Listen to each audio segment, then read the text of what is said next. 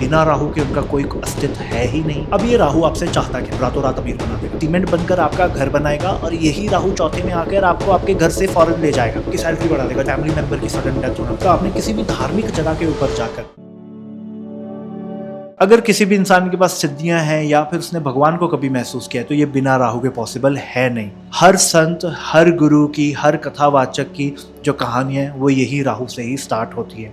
राहु आपको एक साइकिक शक्ति देता है और केतु वो एनर्जी है जो आपको उसको चैनलाइज करने में मदद करती है। तो जो राहु की दी हुई शक्ति है उसी से डिसाइड होगा कि आप तांत्रिक बनेंगे, संत बनेंगे, कथावाचक बनेंगे, एस्ट्रोलॉजर बनेंगे या टैरो वाली दीदी बनेंगे। चाहे वो धीरेन्द्र शास्त्री जी हो, चाहे वो सदगुरु जी हो, चाहे वो KN राव जी हो, सबके ऊपर ये सेम प्रिंसिपल अप्लाई करता है। तो जो लोग राहु को इतना ज़्यादा कोसते हैं कि राहु ये कर देगा, वो कर देगा, शायद वो नहीं समझते या नहीं जानते कि बिना राहु के उनका कोई अस्तित्व है ही नहीं। इस वीडियो में आज हम रियल राहु को समझेंगे, वो आपसे चाहता क्या है, वो आपको अफेक्ट कैसे करता है और कौन से दान, कौन से अनुष्ठान हैं जिसकी मदद से हम राहु को कंट्रोल कर सकते हैं और वो हमें पॉजिटिव रिजल्ट ही दे, इसके लिए फोर्स कर सकते हैं। So what exactly is Rahu?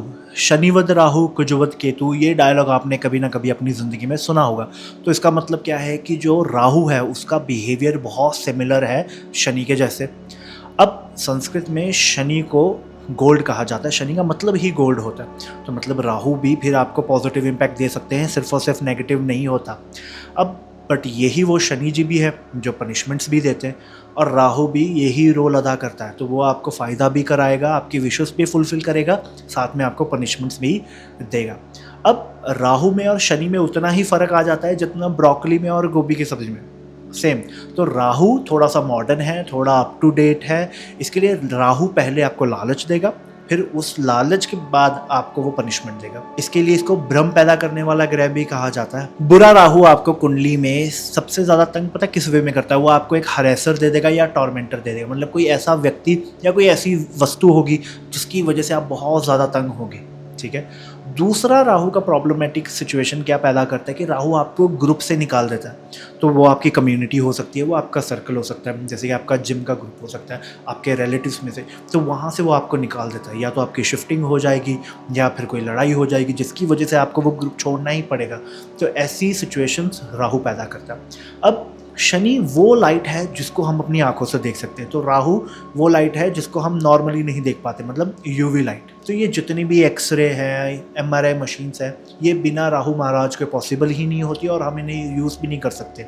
और इन मशीन्स का मेडिकल फील्ड में कितना बड़ा यूज़ है ये मुझे आपको बताने की ज़रूरत है नहीं, पर जो मुझे आपको बताने की ज़रूरत है वो ये है कि शनि या फिर राहु, इन दोनों से सिर्फ जानने मात्र से हम इन दोनों से बेनिफिट ले सकते हैं। हरि भगवान का जो 12 अवतार था उसको अगर आप समझ लें तो आप राहु के फंक्शनिंग को कम्प्लीटली समझ सकते हैं और समझने से इसको पॉजिटिव भी बना सकते हैं। प्रोपेगेंडा फैलाने का प्लैनेट भी राहु है, बड़ा मंत्री बनाने का प्लैनेट भी राहु है।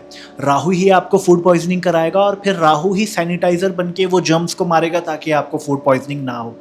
राहु सीमेंट बनकर आपका घर बनाएगा और यही राहु चौथे में आकर आपको आपके घर से फौरन ले जाएगा।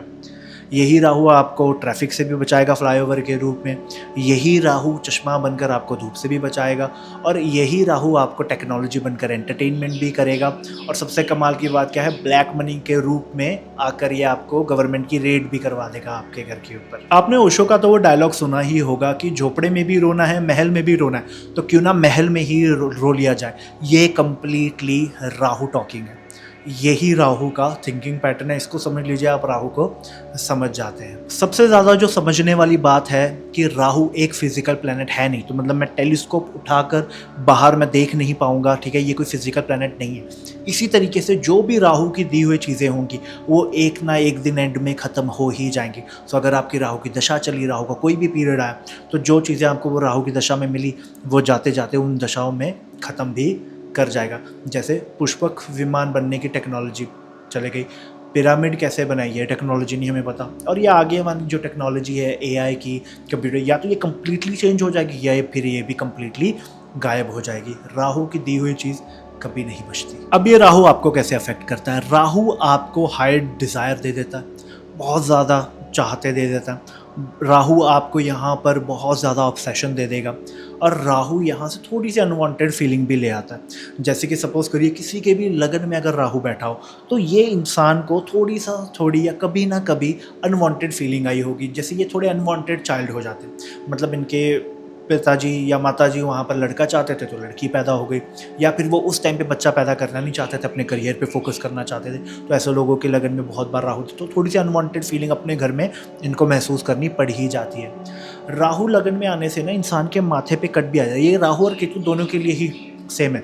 अगर राहु केतु दोनों में से कोई भी आपके लगन में होगा तो आपको कट्स यहाँ पर डेफिनेटली चेहरे के ऊपर दिखने पड़ेंगे। अगर कट्स ना हो तो लाइंस आ जाती हैं, जो थिंकिंग लाइंस हम कह देते हैं। यही अगर दूसरे घर में राहु जाकर बैठा हो तो ये इंसान को इतना ज़्यादा ऑब्सेस्ड बना देता है ना, अपनी फैमिली को लेकर, पैसों को लेकर। मतलब इसका ज़िंदगी में टारगेट ये होता है कि मैं अपना बैंक बैलेंस कैसे बना लूँ, मैं कैसे इतना सारा पैसा मैं इकट्ठा कैसे कर सकता हूँ। और खाने की क्षमता भी बहुत बढ़िया होती है, और खाने को लेकर थोड़ा सा अजीब कुछ ना कुछ होता है। या तो बहुत ही एक्जॉटिक खाना खाएंगे, या तो एकदम ही सिंपल खाना खाएंगे।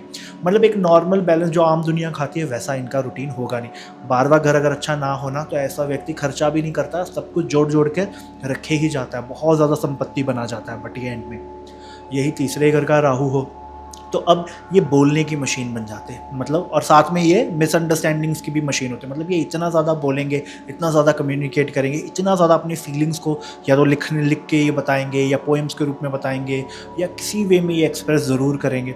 और फिर राहु का एलिमेंट होने की वजह से उसी कम्युनिकेशन में थोड़ी सी मिसअंडरस्टैंडिंग भी आ जाती है। थोड़ा सा कुछ इशू होगा तो ये बोलेंगे कुछ, सामने वाला समझेगा कुछ, और फिर वो इशू क्रिएट कर देगा। डॉक्यूमेंटेशन में प्रॉब्लम आना, ये जो होते हैं प्रॉपर्टी केसेस में पकड़े जाते हैं, प्रॉब्लम आ जाती है, किसी का किसी डॉक्यूमेंट में गलत जगह पर साइन कर देते हैं, या फिर कोई पॉलिसीज़ इनकी फंस जाती है। ये सारा राहु का किया धरा है अगर वो तीसरे घर में जाकर बैठ जाए। यही अगर वो चौथे घर में जाकर बैठ जाए तो होता क्या है कि मदर से थोड़ी सी अनवांटेड फीलिंग आ जाती है। जैसे तीसरे में सिबलिंग्स आएगी, जो सिबलिंग्स का करेंगे बहुत, बट इनको लगेगा कि सिबलिंग्स से उतना प्यार मिल नहीं रहा। सेम इनको कभी ना कभी अपनी माँ से भी लगेगा कि मैंने मेरी माँ के लिए बहुत किया है बट मुझे उतनी नरिशमेंट मिली नहीं। वो इनका ही भ्रम होता है, ऐसा होता तो है नहीं, बट इनको लगेगा। बहुत ज़्यादा ऑब्सेस्ड होते हैं अपने कंफर्ट को लेके। इनको लगेगा, इनको थोड़ा सा भी इनके आउट ऑफ कंफर्ट ले जाओ ना, मतलब इनको इनकी नॉर्मल कुछ चीज़ नहीं मिली इनके कंफर्ट की, तो ये उसी वक्त बोलना स्टार्ट कर देंगे। बहुत ज़्यादा एडिक्टेड होते हैं कंफर्ट्स को। गाड़ियों का बहुत शौक होता है इनको, गाड़ियों का, घर का, कंफर्ट का। ज़्यादा टाइम ये अपनी माता जी के साथ ही बिताते हैं। माँ का एक बहुत ही बड़ा रोल होता है इनकी ज़िंदगी में। और यही अगर राहु फिफ्थ हाउस में चल जाए तो फिफ्थ हाउस में थोड़ी बच्चों की हेल्थ ख़राब कर देता है, बच्चों के साथ बहुत ज़्यादा ऑब्सेस्ड भी बना देता है। ऐसे लोगों की बच्चा घर से बाहर गया तो उसको फ़ोन करे जा रहे 10 फ़ोन चल जाएंगे, कहाँ है, कब आएगा, क्या कर रहा है, कितना टाइम है। तो ये बच्चों को बहुत ज़्यादा ही कनेक्टेड रहना, ऑब्सेस्ड रहना ये कर देता है। और जिनके बच्चे नहीं, जो यंग है अभी, उनके लिए प्रॉब्लम क्या आती है कि ये बहुत ज़्यादा ही ओवरली क्रिएटिव हो जाते हैं अपनी ज़िंदगी में। मतलब जहाँ पर आपने क्रिएटिविटी नहीं भी लगानी थी, ये वहाँ पर भी क्रिएटिविटी लगाने लग जाते हैं। ठीक है, तो उसकी वजह से क्या होता है कि टू मच आर्टिस्टिक फीलिंग होने की वजह से ये जो प्रैक्टिकल चीज़ें हैं वो नहीं कर पाते, या फिर एग्जैक्ट इसको ऑपोजिट करते हैं। या तो इतनी प्रैक्टिकल वे में ये थिंकिंग करना स्टार्ट कर देते हैं कि ये सोचे, तो मतलब एक्सट्रीम एंड लेके आता है, या तो टू प्रैक्टिकल या तो टू क्रिएटिव। तो वो मिडल वाला पार्ट जो बैलेंस होता है वो नहीं क्रिएट हो पाता, तो उसकी वजह से ज़िंदगी में थोड़े से इश्यूज़ तो इनके आते ही। यही अगर राहु 6वें घर में चले जाए, 6वें घर का राहु आपने सुना होगा, बहुत ही अच्छा है, बहुत ही ताकतवर है, दुश्मनों से जीत दिला देगा। बहुत हद तक सही है, बट 6वां घर हमेशा डुअलिटी होता है और डुअल ही होगा। तो यहाँ पर राहु अच्छे इफेक्ट भी देगा, बुरे भी देगा। मतलब अगर आपकी हेल्थ ख़राब कर देगा तो आपकी इनकम बढ़ा देगा, आपकी सैलरी बढ़ा देगा, जॉब में आप अच्छा परफॉर्म करने लग जाओगे। यही अगर आप जॉब में अच्छा परफॉर्म करने लग जाएगा तो हो जाएगा कि आप अपने दुश्मन से हार जाओ। और अगर आप अपने दुश्मन से हार गए तो यही चीज़ होगी कि कहीं ना कहीं आपको कोई पेट को प्रॉब्लम आ गई, हेल्थ को प्रॉब्लम आ गई, मामा साइड फैमिली को प्रॉब्लम आ गई, ऐसा कुछ ना कुछ चल रहा है। मतलब इधर फ़ायदा देगा तो उधर नुकसान देगा, ऐसा होगा। 7वें घर का राहु एक बड़ी भ्रांति फैला के रखी हुई है कि 7वें घर का राहु हो तो बहुत ज़्यादा उसके रिलेशनशिप हो गए।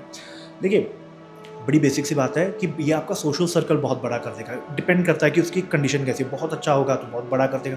अगर नॉर्थ बेकार सा राहु बैठा होगा, वहाँ पर उसकी स्थिति अच्छी नहीं, नक्षत्र भी अच्छा नहीं, राशि भी अच्छी नहीं, दृष्टि में अच्छी नहीं, तो वो फिर आपका सोशल सर्कल बहुत कम भी करे। कुंभ राशि से 9वां होता है तुला राशि यहाँ पर, और 7वें घर में भी, तो उसकी वजह से वो नेचुरल एस्पेक्ट इसके अंदर आता ही आता है। जो 7वें घर का राहु होता है ना, ये इंसान अच्छे दिल का इंसान बना देता है, बट ऐसा इंसान बना देता है टू मच जस्टिस लविंग या टू मच, जिसको बोलते हैं ना कि जस्टिस के ऊपर डिपेंडेंट, कि मैंने इतना एफर्ट किया तो मुझे उतना मिलना चाहिए, यहाँ पर जस्टिस होना चाहिए, किसी के साथ बुरा नहीं होना चाहिए। और जनरली दुनिया में ऐसा होता नहीं है ना, कहीं अच्छा होता है कहीं बुरा होता है, थोड़ा सा एक्सेप्ट करना पड़ता है। 8वें घर का राहु की बात करें, 8वें घर में जब राहु चले जाता है तो ये कमाल की बात ये करता है कि लीनियज में प्रॉब्लम करता है, क्योंकि 8वीं राशि, 8वां घर थोड़ा ऐसा है कि वो मैग्नेट के जैसे, और उसके एग्जैक्ट ऑपोजिट फैमिली का घर होता है, तो वो उसके भी एट्रीब्यूट्स को ना अपनी तरफ खींचता है। तो ये करेगा ऐसे कि सबसे ज़्यादा इशू कैसे क्रिएट करेगा कि या तो फैमिली में सिर्फ लड़के पैदा होंगे या तो सिर्फ लड़कियां पैदा होंगी, मतलब बहुत 7 8 10 15 लड़के पैदा हो गए, फिर कोई एक लड़की हो गई, फिर सिर्फ लड़के ही पैदा हो रहे हैं, या फिर लड़कियां ही पैदा हो रही, तो एक साइड के। और फैमिली मेम्बर की सडन डेथ होना, कोई ना कोई फैमिली मेम्बर इनका ऐसा होता है उसकी कोई एक्सीडेंटल डेथ हो जाती है, सडन डेथ हो जाती है, मतलब पूरा परिवार एक बार हिल जाए, कोई ना कोई ऐसा इवेंट यहाँ पर डेफिनेटली हो जाए। फ्रेंड्स के ऊपर थोड़ा कम भरोसा करना पड़ता है ऐसे लोगों को 8वें घर का अगर राहु हो जाए। पर यही 8वें घर का राहु प्रबल होकर बैठ जाए तो बहुत बड़ा इंडस्ट्रियलिस्ट बनता है, या फिर ऐसा पर्सन बनता है जो मल्टीनेशनल कॉर्पोरेशन खोलता है आगे जाके। तो सब उसकी कंडीशन का कमाल है, कितना अच्छा है कितना बुरा है। 9वें घर का राहु हो, वैसे तो अच्छा नहीं माना गया कि मरण कारण स्थान आ जाता है, यही दूसरे में अच्छा मान लेंगे आयुष एक्सॉल्टेशन है, तीसरे में कुछ मान लेते कि एक्सॉल्टेड है, ठीक है। 9वें मान लेंगे कि डिबिलिटेटेड है, कुछ मान लेते कि मरण कारण स्थान यहाँ पर आ जाता है। राहु ये गुरु की जगह है तो राहु वहाँ पर वेलकम नहीं है। सूर्य का अगर एट्रीब्यूट भी अगर हम लगा ले तो सूर्य से भी नहीं बनती। तो 9वां घर बेसिकली राहु के साथ इतना अच्छा माना गया नहीं है। 9वें घर का राहु सबसे पहले ना इंसान को थोड़ा सा अपने धर्म से या फिर थोड़ा सा डिफरेंट कुछ तो लेके आता है, मतलब कि इनका बहुत जनरली ऐसा होता है कि इनका पार्टनर कोई और धर्म का होता है। सो अगर ये पंजाबी होंगे तो उसका किसी महाराष्ट्रियन के साथ मैरिज हो जाएगी, इस वजह से होगा। या फिर अगर इनकी सेम मैरिज भी होगी ना, मतलब सेम जात में मैरिज भी होगी, तो ऐसा पर्सन होगा कि वो इनकी कास्ट का ही होगा बट उसके आवभाव कंप्लीटली अलग होंगे, मतलब वो उनके वो नेटिव प्लेस पे रहा नहीं होगा। या फिर जैसे पंजाबी होगा तो वो कनाडा में रह रहा तो कंप्लीटली वैसा हो गया होगा वो, ठीक है। तो उसके हम बोलेंगे कि एक मतलब इनके आवभाव मैच नहीं करते वो पंजाबियों की तरह बिहेवियर, तो वैसा रिलेशनशिप भी यहाँ पर इनको देखने मिलेगा। अगर 10वें घर की बात करें, 10वें घर का तो बड़ा ही फेमस डायलॉग बोल दिया जाता है कि राहु 10 में दुनिया बस में। किसी हद तक हाँ, क्योंकि क्यों बोल दिया जाता है, क्योंकि 10वां घर में थोड़ी सी ना नीचपना चाहिए होता है, क्रूअलनेस चाहिए होता है, श्रूडनेस चाहिए होता है, रुथलेस अप्रोच चाहिए होती है। और यहाँ पे जो क्रूर ग्रह हैं, ठीक है, जैसे शनि, राहु, केतु, सूर्य, ये अच्छा परफॉर्म करते हैं। गुरु ग्रह जैसा यहाँ पर आ जाए तो वो इतना स्ट्रॉन्ग और पॉजिटिव होगा नहीं। और यही राहु को अगर हम 11वें के अंदर ले जाएं तो वहाँ पर बेनिफिट ही होता है। अब क्यों बेनिफिट होता है? बिकॉज एक तो वो थोड़ा कंफर्टेबल होता है इस जगह में। 11वीं राशि हो तो 11वीं राशि में तो सारे के सारे ग्रह ही अच्छा परफॉर्म यहाँ पर करते ही करते हैं। राहु यहाँ पर बहुत सारी डिज़ायर्स दे देगा, ठीक है। अगर उसका D3 चार्ट है वो थोड़ा स्ट्रांग नहीं होगा तो वो इच्छाओं को पाने की शक्ति कम होगी, तो इच्छाएं बहुत होगी तो ये नेगेटिविटी थोड़ी सी आ जाती है। नहीं तो अच्छा क्या होगा कि वो इच्छाएं लेगा भी, इच्छाएं पूरी भी करेगा। और यहाँ पर इसको वाक सिद्धि का योग भी बना देते हैं। कुछ लोग सिर्फ राहु से समझते हैं बट राहु केतु दोनों से ऑब्जर्व किया है। अगर राहु आपके 11वें में आ जाए या फिर केतु 11वें में आ जाए या 11वीं राशि कुंभ में आ जाए दोनों, ठीक है, तो भी माना गया दोनों एक दूसरे से हमेशा ऑपोजिट होंगे, तो कोई भी एक यहाँ पर आ जाए वो वाक सिद्धि का है। तो जो ये सोचेंगे मैनिफेस्ट करेंगे वो ऑटोमेटिकली पूरा होता जाएगा। 12वें घर का राहु अच्छा नहीं माना गया है। अच्छा नहीं मानने का कारण ये है क्योंकि ये बहुत ज़्यादा आइसोलेशन बढ़ा देता है। मतलब कोई ना कोई ज़िंदगी में ऐसा इवेंट होगा, किसी लोगों से, चीज़ों से, दुनिया से दूर जाना पड़ेगा।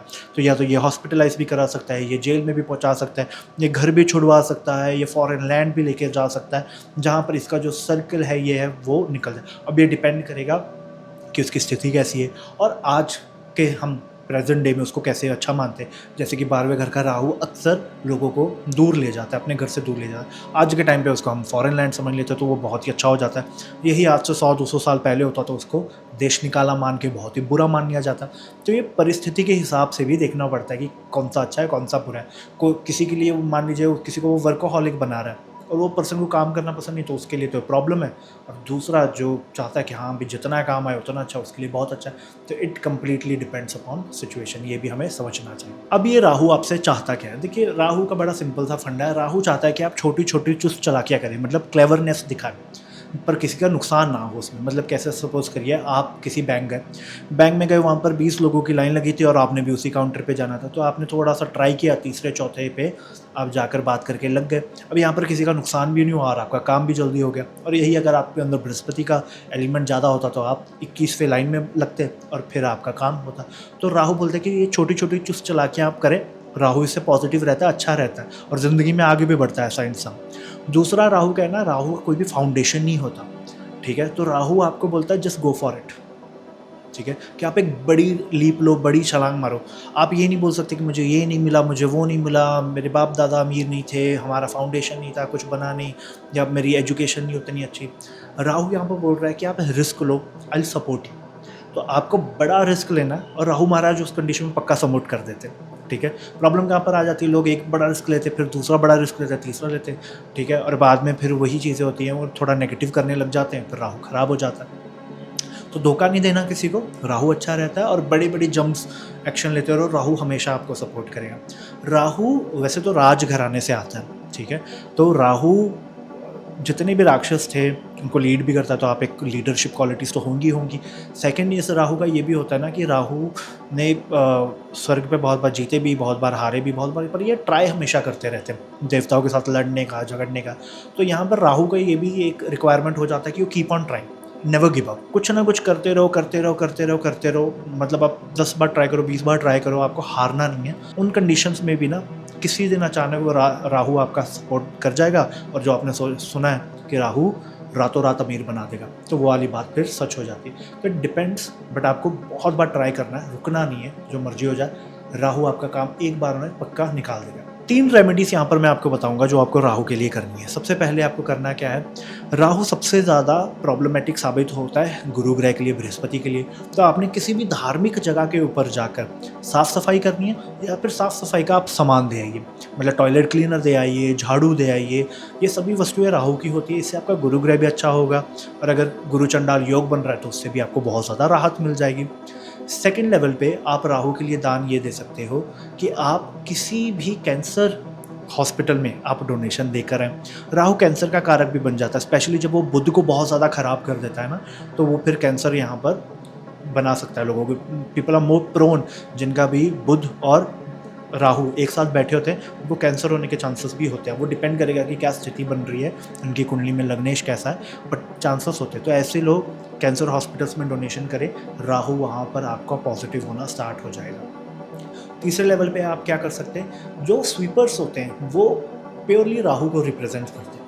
जो आपकी मेड है, जो आपका वॉचमैन है, ये सैटर्न एलिमेंट है। मैं स्वीपर्स की बात कर रहा हूँ, एग्जैक्ट स्वीपर्स। तो ये जो सफाई वाले स्वीपर्स होते हैं, इनको आप कुछ खिलाना स्टार्ट कर दीजिए, राइट, उनको कुछ देना स्टार्ट कर दीजिए, कभी कपड़े दे दीजिए, कभी उनको खिला दीजिए। अब वो डिपेंड करेगा कि राहु किसके साथ बैठा है, क्या संबंध बना रहा है। अब सपोज़ करिए कि आपका चंद्रमा बैठा है राहु के साथ, तो दूध पिला दीजिए स्वीपर को।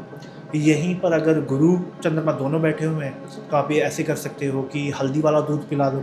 यही अगर अकेला गुरु ग्रह बैठा हुआ है तो आप पेठा दे सकते हो स्वीपर को। तो आप जो भी वस्तु होती है उस ग्रह की, वो आप समझ लीजिए और वो चीज़ आप स्वीपर को देना स्टार्ट कर दीजिए। इससे भी आपका राहु बहुत ज़्यादा पॉजिटिव हो जाएगा। आई होप कि इस वीडियो में मैं आपको कुछ अच्छा बता पाया, समझा पाया। राहु को समझिए, और ये वीडियो देखने के मात्र से ही आपका राहु पॉजिटिव हो गया। आगे लोगों को शेयर करिए, उनका भी राहु पॉजिटिव हो और आपके ऊपर भी कृपा बरसे। और कुछ भी नहीं समझ आ रहा है, कमेंट सेक्शन में लिखिए। अगर आपके साथ कोई राहु का दूसरा प्लैनेट बैठा हुआ है, समझ नहीं आ रहा, कमेंट करिए, मैं वहाँ पर भी रिप्लाई कर दूंगा कि आपने क्या करना है। ऐसी वीडियोस में और लेकर आता रहूँगा। इस वीडियो को लाइक करें, शेयर करें और इस चैनल को डेफिनेटली सब्सक्राइब करें। टिल देन, नमस्ते।